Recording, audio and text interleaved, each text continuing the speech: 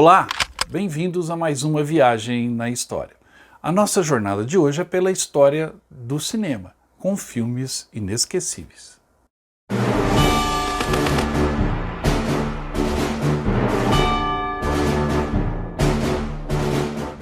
Uma jornada cinematográfica te leva por grandes emoções, por cenas inesquecíveis e por roteiros que deixam marcas na sua mente. Seja pela cinematografia, pelo cenário dos filmes, seja pela interpretação dos artistas, seja pelo desfecho do filme, sempre algumas produções cinematográficas nos acompanham a vida inteira. No programa de hoje eu vou falar exatamente disso, de produções cinematográficas, filmes inesquecíveis que marcaram a minha jornada pelas salas de cinema ou agora canais de streaming nos tempos modernos. É lógico que ao fazer uma lista de filmes você vai deixar de fora muitos preferidos de muita gente. E às vezes os meus preferidos não são necessariamente os seus preferidos. Mas este é o objetivo da lista, comentar com você os filmes que eu gostei e indicá-los. Esperando que com essa indicação eu desperte no mínimo a curiosidade para que alguns aqui dos nossos inscritos no canal assistam alguns destes filmes. Então, encare esse vídeo como uma jornada cinematográfica através do meu gosto pessoal, que eu espero possa te agradar. São filmes que marcaram uma história cinematográfica e também alguns que são escolha bem pessoal minha. E por isso mesmo acho que vale a indicação para você. Então aproveite essa viagem por estes filmes maravilhosos.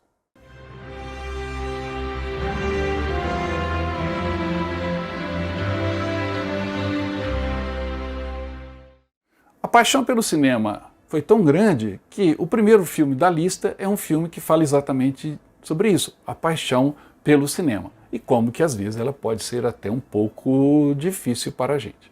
O filme italiano Cinema Paradiso, dirigido por Giuseppe Tornatore, foi lançado em 1988 e causou um grande impacto. A história fala de um menino que cresce em uma vila no interior da Sicília e depois, já maduro, volta para casa após receber a notícia sobre a morte de um velho amigo. A partir daí, a história vem em flashback e Salvatore, o menino, relembra sua infância, sua relação com Alfredo, um projecionista do Cinema Paradiso, o cinema da sua pequena cidade. Sob a influência do amigo mais velho, Salvatore se apaixonou pelo cinema e a dupla passava horas discutindo sobre filmes enquanto Alfredo ensinava meticulosamente a Salvatore as habilidades, no caso de um projecionista, e que mais tarde se transformaram no trampolim do jovem para o mundo do cinema. A história do filme narra a evolução do cinema e as suas mudanças, principalmente na mudança comercial na produção. O filme também explora o sonho do jovem em deixar sua pequena cidade para se aventurar no mundo exterior. Cinema Paradiso é tudo de bom no cinema. É uma história de amor, o amor entre um pai e um filho, um indivíduo e seu lar, e o amor pelo cinema. Além de ser uma carta de amor ao cinema, o filme também mostra que o amor obsessivo por algo, como o cinema, também pode resultar em tristeza e arrependimento. É só você observar o que acontece com Alfredo no filme, e quanto ao menino já crescido Salvatore, a sua maldição é que ele tem dois amores em sua vida, mas o sucesso em um deles vem à custa do outro. Cinema Paradiso é principalmente sobre isso, o efeito das decisões que tomamos e como isso modifica a nossa vida. Um filmaço.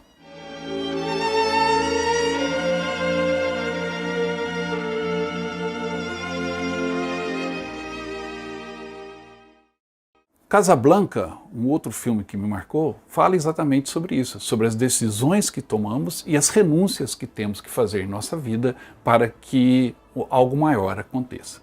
A história do filme dirigido por Michael Curtiz mostra Rick Blaine, um expatriado cínico e cansado do mundo que dirige uma boate em Casablanca, no Marrocos, durante a Segunda Guerra Mundial. O café de Rick torna-se uma espécie de paraíso para refugiados que buscam obter cartas que permitam a fuga para a América. Mas quando Ilsa, um amor antigo de Rick, aparece em seu café com o marido, a partir daí ele enfrenta um desafio difícil e que trará complicações imprevistas, desgosto e finalmente uma decisão dolorosa a tomar. Casablanca é um filme de aventura, romance e ação, cuja vitória não se ganha com canhões ou fuzis, mas essa ação, a guerra, acontece dentro das paredes do bar de Rick. O filme fala sobre tragédia pessoal durante a ocupação e a guerra, fala da opressão e do heroísmo, da autodepreciação do outro, de oportunistas a isolacionistas, de patriotas a amantes desencantados. O filme tem tudo o que um homem ou uma mulher gostaria: bravura, coragem, intriga, romance, beleza e amor. Assistir a este filme é voltar a um mundo que não existe mais. É experimentar vidas que nunca foram vividas, mas são reais para você. É conhecer a dor e a alegria, o orgulho e a pena por personagens que são ficção, mas são tão reais que você não consegue evitar de mergulhar nessa história. Casablanca é uma pedra fundamental na produção cinematográfica de Hollywood. Depois dele, as histórias tiveram que ser melhor contadas e os personagens serem mais ambíguos ao mesmo tempo que são heróis. It's perhaps a strange circumstance. We both should be in love with the same woman. A case of do or die. Se Casablanca estabeleceu um padrão em Hollywood, Cantando na Chuva trouxe exatamente isso às telas, o estabelecimento de um padrão e o surgimento de um novo cinema. Ou seja, é um filme sobre cinema, mas ao mesmo tempo é um filme maravilhoso. O que tornou Cantando na Chuva, em 1952, um clássico divertido é sua excelente integração de comédia e música. É magia que raramente aparece nas telas e permanece longeva e perpétua, nos trazendo o prazer de desfrutar das perfeições que as pessoas, a música e a grande narrativa às vezes podem oferecer, tendo como pano de fundo de tudo isso um pedacinho da própria história do cinema. Tudo sem palavrões, explosões, balas voando e outro tipo de apelação. Apenas pessoas imensamente talentosas fazendo o que fazem de melhor, mantendo você entretido enquanto assiste o filme. Cantando na Chuva é um dos melhores filmes já feitos. É melodioso e muito divertido. O trio de estrelas é simplesmente perfeito. Gene Kelly, Donald O'Connor e Debbie Reynolds. No final, o que fica é uma homenagem à felicidade, ao cinema, ao amor, a amizades e à honra. Cantando na Chuva é puro e simplesmente alegre. Uma delícia de assistir a qualquer momento.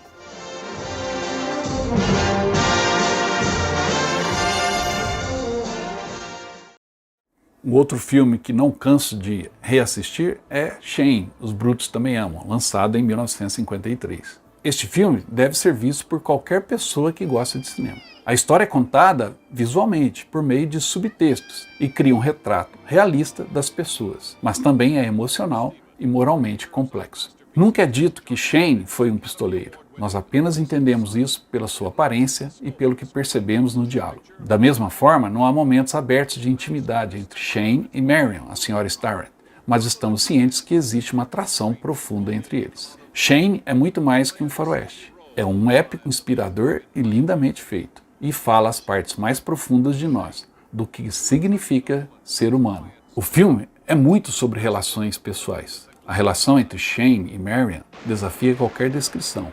Também existe uma ligação estreita entre Shane e o pequeno Joe Starrett, e o filme é contado pelo olhar do menino. Ao assistir Shane, preste atenção nos detalhes, e principalmente nos olhares. Quando Shane se aproxima da casa do Starrett e Marion sai na janela, o olhar que os dois trocam é imediato e revelador. E esse sentimento acompanha o filme o tempo todo. O olhar do pequeno Joe para Shane também revela uma admiração diferente da que o próprio Sr. Barrett olha com respeito a um adversário à altura quando se encontram pela primeira vez. E ao mesmo tempo, o olhar maligno do pistoleiro interpretado por Jack Palance também nos assusta. Shane é um filme que você tem que assistir pelo menos uma vez na vida.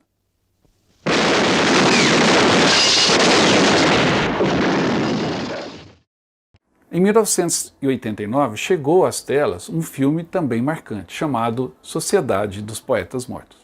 Este filme nos ensina, de uma maneira única, a ouvir e respeitar a voz da nossa alma, a voz do nosso eu. Basicamente, A história é sobre um professor de literatura inglês, o Sr. John Keating, que substitui o professor anterior e está ministrando sua primeira aula para uma escola elitista e conservadora. Sua ideia de ensino é muito diferente e informal, baseado mais na praticidade do que apenas na leitura de palavras escritas no livro.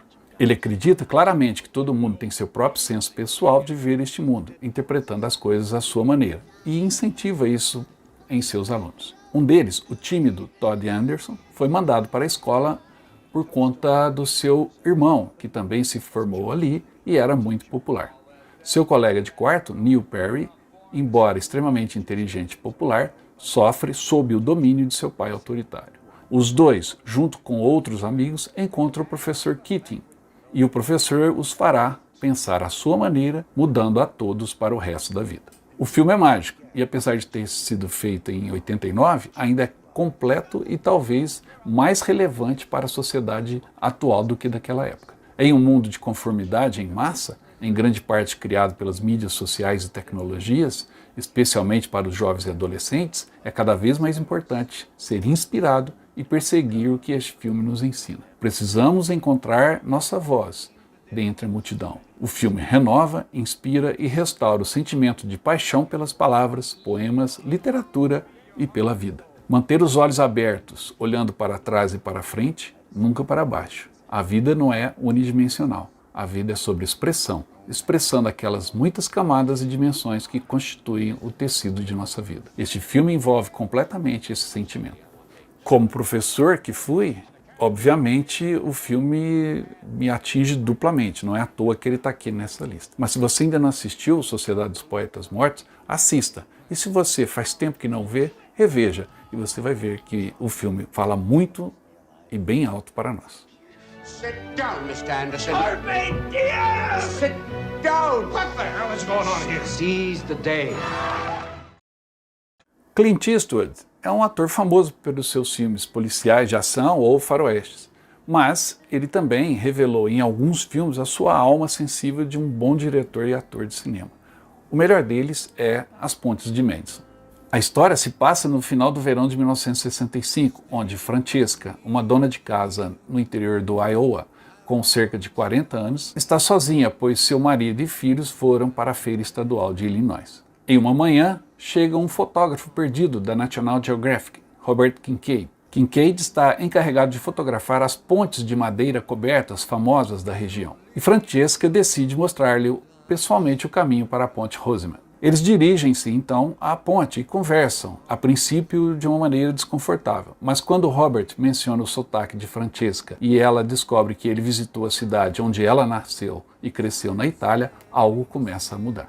A história transcende então temas que são potencialmente banais para nos mostrar uma história universal de amor, abnegação, devoção e escolha, que fala diretamente ao espectador, não importa a idade ou experiência de vida. O filme nos mostra a paixão entre dois amantes, mas também compromissos e arrependimentos da vida. É um retrato realista de um homem e uma mulher que amam as memórias que compartilham. É uma exploração sensível de sentimentos que se transforma em algo que ninguém pode libertar. É um convite a refletir sobre o que poderia ter sido perdido ou ter sido vivido em nossa vida. As Pontes de Madison é uma análise comovente sobre as sombras do amor. Ele retrata uma bela luta entre as correntes de ágape e filion, na definição de nossos relacionamentos, especialmente aqueles que queremos durar. Ninguém tem maior amor do que aquele que dá a vida pelo outro. Você está apaixonado pelo seu cônjuge? Ou você está em um ponto que está dizendo a seu cônjuge que se apaixonou por outra pessoa? Que tipo de amor Francesca e Robert no filme consideram superiores? Que tom de amor você acha que deveria colorir o retrato de nossos casamentos e relacionamentos? No final, tudo se resume ao que escolhemos viver. O temporal e existencial ou o eterno e duradouro? Essa é a questão que as Pontes de Madison nos colocam. E as pontes estão lá até hoje no interior do Iowa.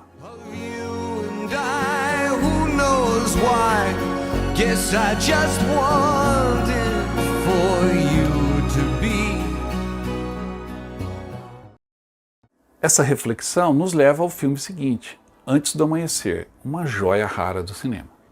Em Antes do Amanhecer, lançado em 1995, o turista americano Jesse e a estudante francesa Céline se encontram por acaso no trem que vai de Budapeste a Viena. Sentindo que eles estão desenvolvendo uma conexão, Jesse pede que Céline passe o dia com ele em Viena, e ela concorda. Assim, eles passam o tempo juntos antes do seu voo programado na manhã seguinte. Como dois perfeitos estranhos se conectam tão intimamente ao longo de um único dia? O que é aquela coisa especial que une duas pessoas tão fortemente? Os dois, Céline e Jesse, são interpretados por Julie Delpy e Ethan Hawke, e suas performances fazem de Céline e Jesse dois dos personagens tridimensionais mais desenvolvidos que eu já vi em um filme. Estamos acostumados a uma fórmula em que os personagens são definidos apenas por um ou dois traços particulares de sua personalidade, heroísmo e bravura, coragem e inteligência. Mas em Antes do Amanhecer, os personagens são a história, e com isso eles ditam as suas deficiências, o que torna a experiência de assistir muito mais agradável e muito mais genuína. E isso seria amor no mundo real só se a maioria das pessoas forem tão inteligentes e eloquentes quanto os personagens do filme. Ou seja, o diretor criou algo raro no mundo do cinema. Um filme que captura a beleza da vida sem nunca exagerar ou ser excessivamente sentimental. A ideia do filme surgiu de uma noite que o diretor Richard Linklater passou caminhando pela Filadélfia com Amy, uma mulher que havia conhecido naquele momento. Ao contrário do filme, eles permaneceram em contato por um tempo, até que o contato foi perdido. Linklater nunca mais ouviu falar dela, nem mesmo quando se tornou diretor e foi lançado o filme Antes do Amanhecer. Só em 2010 que ele descobriu que Amy havia morrido em um acidente de trânsito antes do lançamento do primeiro filme da trilogia. Sim, existe a trilogia. Antes do Amanhecer foi seguido por Antes do Pôr do Sol e Antes da Meia-Noite. Os dois filmes foram feitos 9 anos após o primeiro. Então, Antes do Pôr do Sol foi feito 9 anos depois de Antes do Amanhecer, e Antes da Meia-Noite, 9 anos depois de Antes do Pôr do Sol. E assistir aos 3 filmes nos passa uma noção, que às vezes, por estarmos vivendo, não percebemos, do quanto mudamos ao longo de nossas vidas. E isso é incorporado nos personagens. E os atores que fazem os 3 filmes incorporaram suas histórias pessoais nas 2 sequências, o que trouxe ainda um senso maior de realidade para a trilogia de Antes do Amanhecer. Antes do Amanhecer é o começo da história. O melhor, talvez, de toda a trilogia é o Antes do Pôr do Sol, um filme mais poderoso ainda do que esse primeiro. Fica aqui a indicação.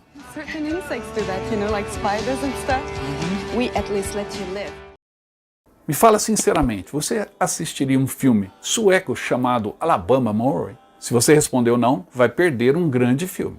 Em Alabama Monroe, Elisier e Didier se apaixonam à primeira vista. Ela tem sua própria loja de tatuagem e ele toca banjo em uma banda de música country. Eles se unem pelo entusiasmo compartilhado pela música e pela cultura americana e mergulham de cabeça em um romance arrebatador que se desenrola dentro e fora do palco.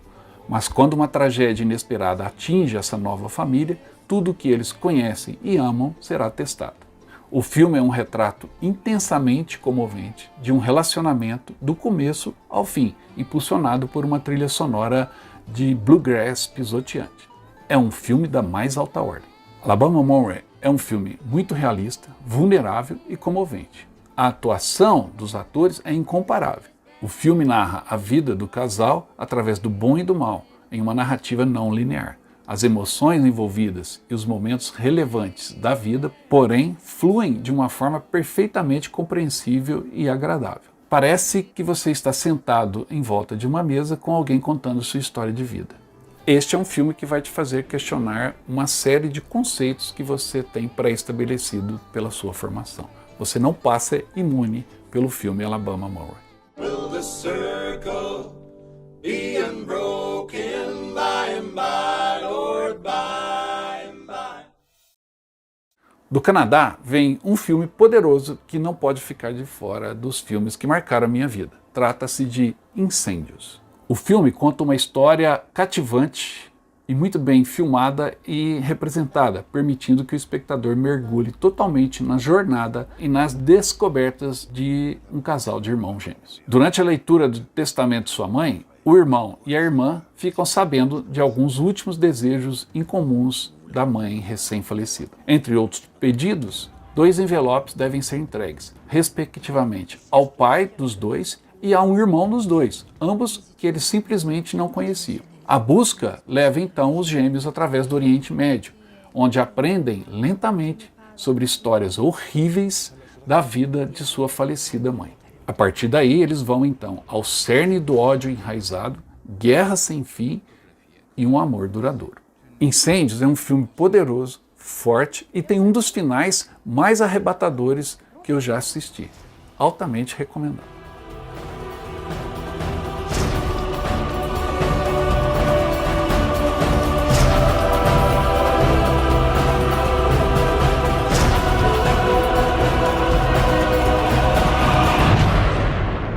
La mort, c'est jamais la fin d'une histoire. Por fim, chegamos ao filme que eu não canso de assistir, Johnny e June, Walk the Line. O filme biográfico sobre o cantor Johnny Cash começa contando a história do jovem, crescendo em uma família pobre de produtores de algodão no interior do Arkansas. Acontece então uma tragédia que muda sua vida para sempre. Já crescido, Cash parte para a Força Aérea, onde está estacionado na Alemanha, e compra um violão antigo e começa a escrever uma das canções que gravaria mais tarde. Ao retornar aos Estados Unidos, a obsessão de Cash o leva a um estúdio de gravação e, a partir daí, aos holofotes do sucesso, assim como outros da mesma época, como Elvis Presley, Jerry Lee Lewis, Carl Perkins e tantos. A partir daí, a próxima hora e 45 minutos do filme são repletos de boa música, dramas pessoais e, acima de tudo, amor. Interpretando as duas figuras centrais, Johnny Cash e June Carter, estão Joaquin Phoenix e Reese Witherspoon. E a química entre os dois garantiu o sucesso do filme. Quando estão juntos na tela, os dois deslumbram, seja nos diálogos ou seja cantando as músicas da trilha sonora. O ator Joaquin Phoenix captura a alma torturada de Johnny Cash em uma de suas melhores performances. Reese Witherspoon ganhou o Oscar pela sua interpretação de Johnny Carter, mas infelizmente Joaquin Phoenix foi injustiçado e ficou sem a estatueta no ano da premiação em que Johnny e June foi lançado. Uma pena, mas o que não diminui o trabalho espetacular de Phoenix no filme. E se você ainda não assistiu Johnny e June, Walk the Line, é um filme imperdível.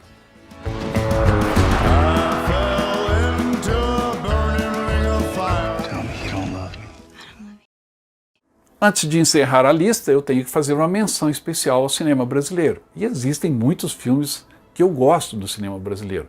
Bye Bye Brasil, Cidade de Deus, Tropa de Elite, Central do Brasil, são grandes filmes e filmes famosos. Mas a minha predileção, um filme que eu adoro assistir do cinema brasileiro, é O Caminho das Nuvens. Esse grande filme brasileiro, chamado O Caminho das Nuvens, é uma crônica rica de uma jornada extraordinária de uma família rural brasileira. O pai é analfabeto e não consegue encontrar trabalho. Então, Romão, o pai, e Rose, a mãe, e seus 5 filhos, desde o mais adolescente até o bebê, começam a viajar de bicicleta para o Rio de Janeiro, que fica a 3.000 quilômetros de distância, em busca de trabalho. Eles enfrentam então todos os tipos de dificuldades físicas e emocionais ao longo do caminho. Sobrevivem do jeito que pode, fazem pequenos trabalhos, cantam em cafés ao ar livre por dinheiro, vagam por aí em velhas casas abandonadas, transpiram sob o sol escaldante e quase morrem de sede e dormem sob as estrelas. E ainda assim,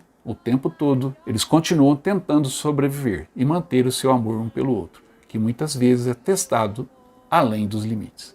Caminho das Nuvens é um filme completo, é um road movie, é um filme que expõe a verdade do Brasil e é muito bem interpretado pelos atores principais. Vale a pena conferir. E é a chave de ouro para fechar o nosso programa. Mas como é grande o meu amor por você. É lógico que a minha lista fugiu um pouco aqui do que vocês estão acostumados a ver no canal. Histórias, principalmente histórias militares, etc. Mas é a minha visão sobre o cinema. Eu adoro filmes de guerra, você sabe disso, né? A gente fala muito sobre história militar aqui no canal. Mas eu quis compartilhar com você essa visão cinematográfica um pouco diferente do que vocês estão habituados aqui no canal e espero que tenham gostado. Se gostaram, deixe um comentário, fale qual filme marcou a sua vida. Espero que vocês tenham gostado dessa viagem pela minha história cinematográfica. Eu fiz ela com muito carinho para vocês. Eram estes os filmes que eu tinha para indicar para você hoje. Espero que você tenha gostado e, se não assistiu alguns deles, que você separe um tempinho e possa assisti-los. Além de filmes, eu vou falar um pouquinho também de livros. Você sabe que, estando inscrito aqui no canal, deixando o seu comentário nesse vídeo, dizendo o que achou da lista e dizendo também que quer participar do sorteio, você estará concorrendo a 3 livros. O primeiro deles, A Batalha de Montese, um belo livro escrito pelo Simonal, que fala da participação brasileira na Segunda Guerra Mundial. Também o JB Rosa Filho nos enviou para sorteio o belo 1943, Nazistas no Brasil, outro livro que será sorteado. E também o Anísio Ciscoto nos enviou Entre Duas Pátrias, um livro que fala da participação brasileira na Primeira Guerra Mundial. Esses 3 livros serão sorteados no primeiro domingo de dezembro. E você envia o seu comentário dizendo que quer participar do sorteio. O Anísio Ciscoto me enviou também esse belíssimo livro, Operação Brasília Billows, do Paulo Eugênio.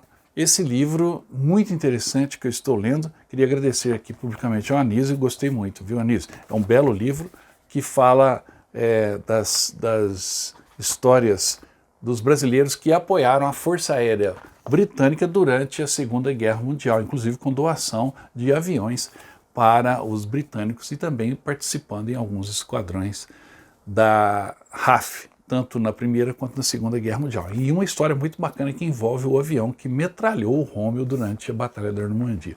Em breve eu vou fazer um vídeo sobre essa história e o Anísio nos enviou esse belíssimo roteiro aqui, esse livro. Muito obrigado, viu, Anísio? Vou aproveitar também para mandar um abraço para o meu amigo baiano lá de Salvador, o Tiago Bastos. Obrigado, Tiago, pela sua audiência aqui no canal, tá bom? Não se esqueça de dar um like nesse vídeo, deixar o seu comentário ao final e também se inscrever no canal. E eu volto logo com mais histórias para vocês. Até mais!